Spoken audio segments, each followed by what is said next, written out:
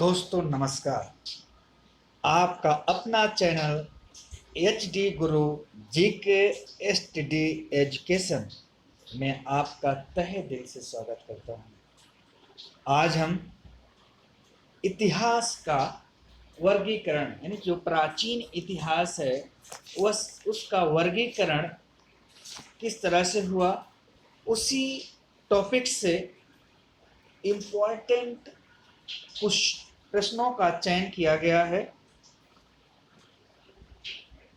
अब आज का हमारा पहला प्रश्न है, पेबुल उपकरण संबंधित है। जो हमारा पेबुल उपकरण है ये किससे संबंधित है? तो इसमें हमारा जो सी ऑप्शन होगा, निम्न पुरापाषाण काल से। जो पेबुल उपकरण है वो निम्न पुरापाषाण काल से संबंधित हैं। अब हमारा जो प्रश्न नंबर दूसरा है, सोहन घाटी का संबंध किससे है? इसमें आपको सही आंसर बताना है। हमारा सही आंसर क्या है वो आपको इनमें से चूज करना है। हमारे चार ऑप्शन हैं, चार में से एक राइट है। और जैसे पहला हो गया हमारा नवपाषाण युगीन स्थल, दूसरा है हड़प्पा कालीन स्थलों से, और जो हमारा सी ऑप्शन होगा जो करेक्ट आंसर है वो होगा निम्न पुरापाषाण युगीन स्थलों से। यानी सोहन घाटी का जो संबंध है वो निम्न पुरापाषाण युगीन स्थलों से है। निम्न पुरापाषाण युगीन स्थलों से है। अब हमारा जो अगला प्रश्न है, मानव द्वारा पाला गया पहला पशु का क्या नाम था? मानव ने जो पहला पशु पाला उस पशु का क्या नाम था ये बताना है। तो हमारा जो पहला पशु का नाम है उसमें चार ऑप्शन है, चारों में एक राइट है, उसको आपको बताना है। इसमें पहला है बिल्ली, बी है गाय, सी है घोड़ा, और जो हमारा राइट आंसर है वो होगा कुत्ता। राइट आंसर क्या है? कुत्ता। अब हम अगले प्रश्न पे चलते हैं। हमारा जो अगला प्रश्न है, मानव द्वारा प्रयोग की गई पहली धातु का नाम क्या था? इसमें हमारा पहला ऑप्शन है कांसा, दूसरा है सोना, तीसरा हमारा है पीतल, और जो हमारा राइट आंसर है वो तांबा। यानी मानव द्वारा पहली बार जिस धातु का प्रयोग किया गया, उपयोग किया गया, उस धातु का नाम था तांबा। अब हम चलते हैं अगले प्रश्न पर। हमारा अगला प्रश्न है, मानव द्वारा उपयोग में लाई गई पहली फसल का क्या नाम था? यानी जो मानव द्वारा पहली फसल थी उसका क्या नाम था ये बताना है। तो हमारा ए ऑप्शन होगा जौ, बी होगा चावल, और सी यानी जो हमारा राइट आंसर है वो होगा गेहूं। यानी मानव द्वारा उपयोग में लाई गई पहली फसल का नाम था गेहूं। गेहूं हमारा राइट आंसर होगा। अब हम चलते हैं अगले प्रश्न पे। पूर्वी भारत का प्रमुख नवपाषाण कालीन स्थल है। हम आपको बताना है कि पूर्वी भारत का जो प्रमुख नवपाषाण कालीन स्थल है वो कौन सा था। इसमें ए ऑप्शन है आदमगढ़, बी ऑप्शन है जोरबे, और जो हमारा राइट आंसर है वो होगा चिरांद। चिरांद जो है पूर्वी भारत का प्रमुख नवपाषाण कालीन स्थल है। अब हम चलते हैं अगले प्रश्न पे। अगला प्रश्न है, अग्नि का उपयोग करना मानव ने सर्वप्रथम किस काल में सीखा? हमारा पहला ऑप्शन है निम्न पुरापाषाण काल, बी ऑप्शन है मध्य पाषाण काल में, और जो सी ऑप्शन है ताम्रपाषाण काल में, और जो हमारा राइट आंसर है वो होगा नवपाषाण काल में। यानी कि अग्नि का उपयोग करना मानव ने किस काल में सीखा? तो इसका राइट आंसर होगा अग्नि का उपयोग करना मानव ने सर्वप्रथम नवपाषाण काल में सीखा।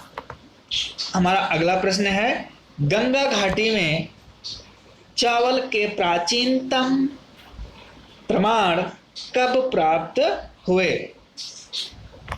इसमें ए ऑप्शन है पहली शताब्दी से पूर्व, बी ऑप्शन है आपका तीसरी शताब्दी से पूर्व, सी ऑप्शन है दूसरी शताब्दी से पूर्व, और जो हमारा राइट आंसर है वो होगा चौथी शताब्दी ईसा पूर्व में। अब हमारा अगला प्रश्न है कपास का प्राचीनतम साक्ष्य कहाँ से प्राप्त हुआ है? तो अब हमारा ए ऑप्शन है मोहनजोदड़ो से, बी ऑप्शन है कालीबंगा, सी ऑप्शन है जो हमारा राइट आंसर है वो होगा मेहरगढ़। यानी कपास का प्राचीनतम साक्ष्य कहाँ से प्राप्त हुआ है? तो हमारा राइट आंसर होगा कपास का प्राचीनतम साक्ष्य मेहरगढ़ से प्राप्त हुआ है। अगला प्रश्न है गणेश पूजा का साक्ष्य कहाँ से प्राप्त हुआ है? इसमें पहला ऑप्शन है मालवा, बी ऑप्शन है हमारा जोरबे, सी ऑप्शन है दैमाबाद। जो हमारा राइट आंसर है वो होगा दैमाबाद। यानी कि गणेश पूजा का जो साक्ष्य मिला है वो दैमाबाद से मिला है। अब हमारा जो अगला प्रश्न है प्राचीन भारत की प्रथम वास्तविक ऐतिहासिक पुस्तक मानी जाती है।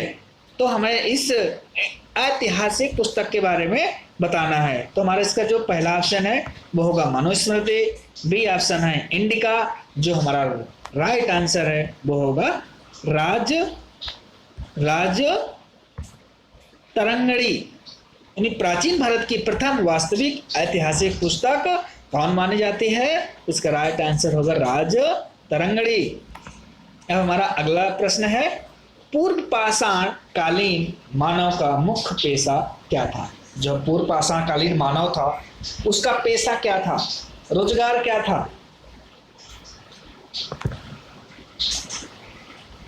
अब इसका पहला ऑप्शन ए ऑप्शन है पशुपालन, बी ऑप्शन होगा कृषि, सी ऑप्शन होगा शिल्पकला, और जो हमारा राइट आंसर है वो होगा शिकार खेलना। अब हम चलते हैं अगले प्रश्न पर। अगला प्रश्न, अच्छा ये पूर्व पाषाण कालीन मानव के बारे में थोड़ा से उनके जो पेशा था उसके बारे में थोड़ा सा इसमें आपको जानकारी दे देते हैं। पूर्व पाषाण कालीन मानव का जीवन पूर्णतः प्राकृतिक था, नेचुरल था और प्रधानतः आखेट पर निर्भर रहता था, यानी शिकार पर।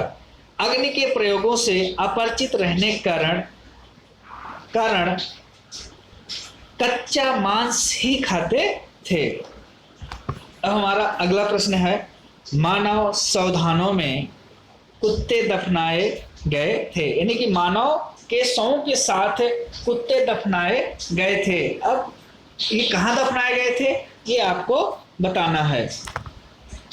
इसमें पहला ऑप्शन है मेहरगढ़ में, और जो हमारा राइट आंसर है वो होगा बुर्ज होम में। बुर्ज होम में जो है इसके साक्ष्य मिलते हैं, और ये मानव के साथ कुत्तों को भी दफनाए जाते थे।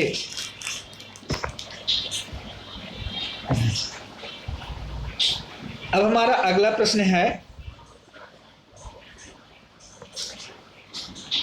अब अगला प्रश्न से पहले हम आपको इस के बारे में जो थोड़ा से विस्तृत जानकारी दे देते हैं। उत्तर भारत की नवपाषाण एक संस्कृति के अंतर्गत कश्मीर प्रांत के पूरा स्थलों का उल्लेख किया जा सकता है। इनमें बुर्ज होम तथा गुफ कराल विशेष महत्व है। बुर्जहाल नामक पुरस्थल की खोज 1935 ईस्वी में डी टेरा तथा पीटरसन ने की थी। यहाँ से गड्ढे वाले घरों के अवशेष मिले हैं।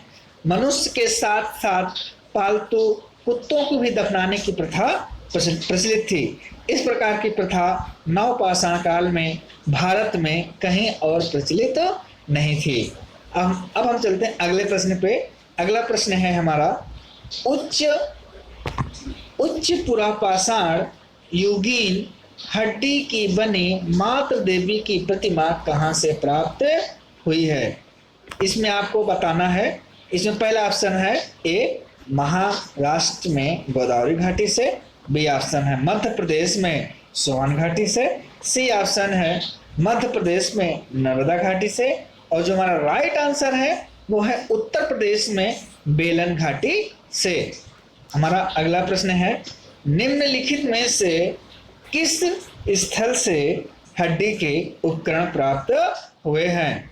हमारा पहला ऑप्शन है चौपानी मांडो से, बी ऑप्शन है हमारा काकोरिया से, सी ऑप्शन जो हमारा राइट आंसर है वो होगा महदहा से। अब इसके बारे में थोड़ा सा हम आपको बता देते हैं। जो मध्य पाषाणकालीन महदहा एक स्थल है वो उत्तर प्रदेश के प्रतापगढ़ जिले में स्थित है। मध्य पाषाणकालीन महदहा से बड़ी मात्रा में हड्डी एवं सींग निर्मित उपकरण प्राप्त हुए हैं। एक इतिहासकार हैं जी आर शर्मा, महदहा में इन्होंने 3 क्षेत्रों का उल्लेख करते हैं। इसमें पहला झील क्षेत्र, दूसरा बूचड़खाना संकुल क्षेत्र, और तीसरा जो बताए कब्रिस्तान निवास क्षेत्र में बटा था।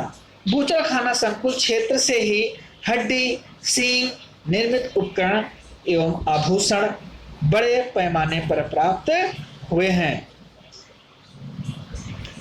दोस्तों, ये आपके एग्जाम से रिलेटेड प्रश्नों का चयन किया गया है। आप इसका लाभ उठाइए और ज़्यादा से ज़्यादा दोस्तों को शेयर कीजिए। धन्यवाद।